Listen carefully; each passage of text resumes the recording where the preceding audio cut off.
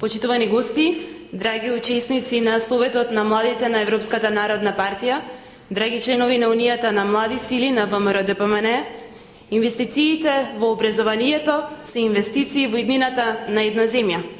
Ова е еден од приоритетите на владата, предводена од ВМРО-ДПМН. На оваа тема ни представува особена чест и задоволство што ќе ни се обрати председателот на владата и председател на ВМРО-ДПМН, господинот Никола Груевски. Повелете.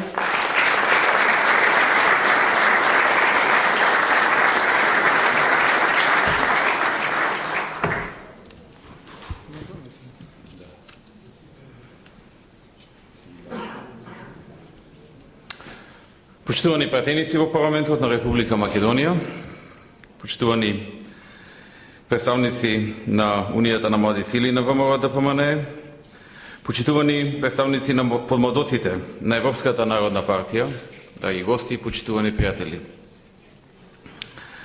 Имам особено чест и задоволство денес да се обрадам пред вас, пред подмладокот на најбројната и најмокната партија во Европа, Европската народна партија.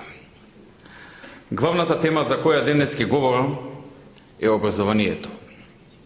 Тоа е вечна инспирација и непресушен извор на напредокот во секој поглед и на секоја држава во светот. Таквиот напредок се случува во минатото, се случува денес, ќе се случува и во иднина. Предводници на таквите процеси во иднина неминовно сте вие, младите генерации, а како што кажал и големиот Нелсон Мандела, образованието е најмокното оружје кое што можете да го искористите за да го промените светот. Токму затоа, инвестициите во образованието се фундаментална потреба, како процес кој треба постојано да го негуваме, да го надградуваме и стимулираме. Придобивките од овие инвестиции се огромни, без разлика дали ги гледаме веднаш или по 20 години од сега. Процентот на знаење кај населението, процентот на високо образовани кадри, процентот на добро квалификувана работна сила и други параметри поврзани со образованието, кога тогаш ќе го покажат своето значење за државата и за општеството. Напредокот на секој поединец е неминовно поврзан со неговото образование. Образованието е доживотна лична инвестиција. Тоа е богатство во кое што го носиме во себе. Знаењето е нешто што никој не може да ви го одземе. Колку е поголема армијата на образовани луѓе, толку се поголеми можностите за напредок и развој во многу сегменти во општеството.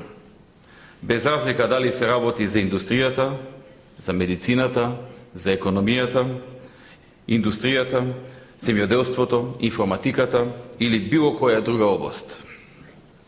Замислете каде ќе беше развојот на светот ако кон крајот на 19-тиот и почетокот на 20-тиот век не беа револуционерните откритија во областа на електромагнетизмот на Никола Тесла. Замислете каде ќе беше развојот на светот ако во почетокот на 20-тиот век браќата Орвел и Вилберт Рајт не го измислеа првиот авион. Каде ќе беше светот ако денеска ги немавме радиото, телевизијата, компјутерот, телефоните.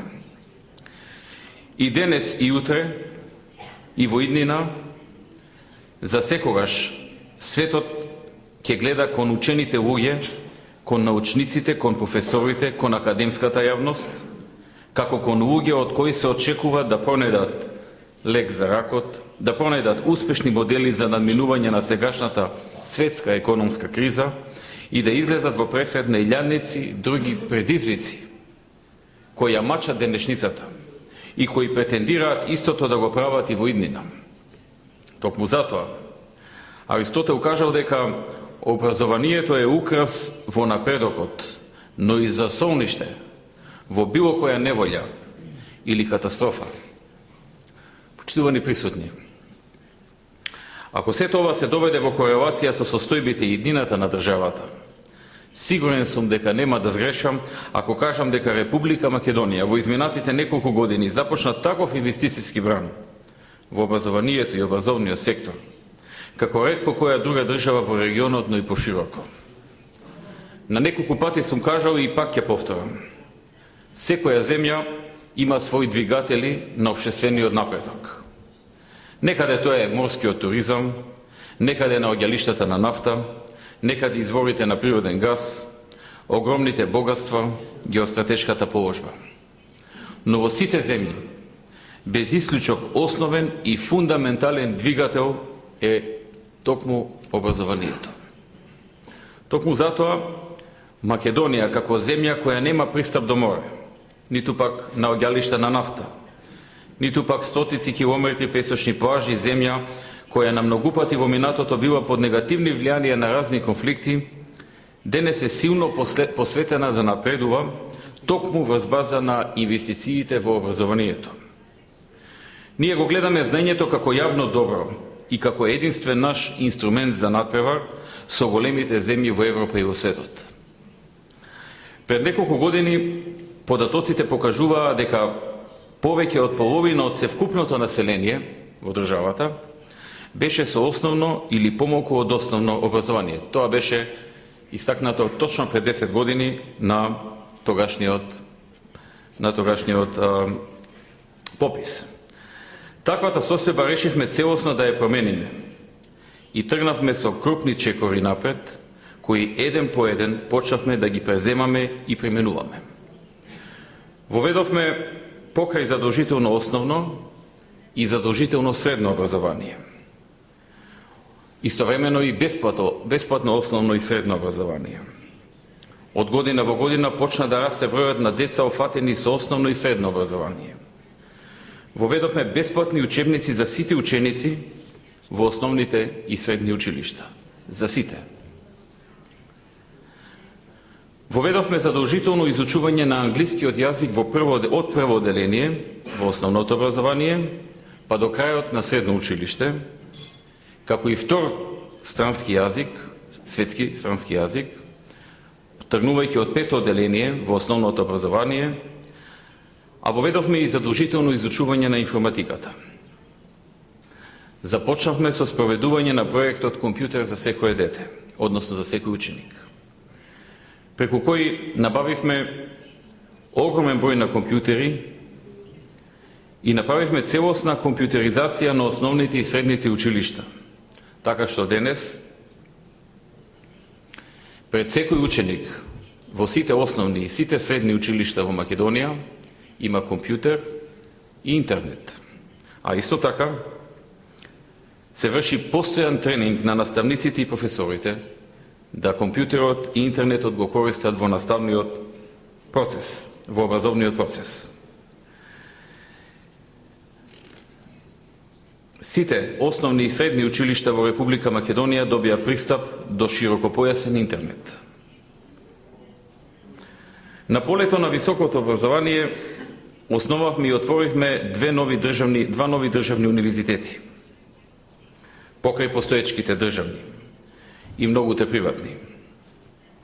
Отворивме и над 25 нови факултети и уште повеќе дисперзирани студии во градови и населени места кои никогаш претходно немаа високообразована институција во нивна близина. Со ова високото образование стана многу подостапно за македонските граѓани, односно за младите луѓе пред се. Сето тоа го надополнивме со силна промоција и со повеќе кампањи за предностите и придобивките кои ги нуди образованието. Кампањите беа јавни, медиумски, континуирани и силни. Резултатите стигнаа многу брзо. Ќе го споменам само примерот дека во 2006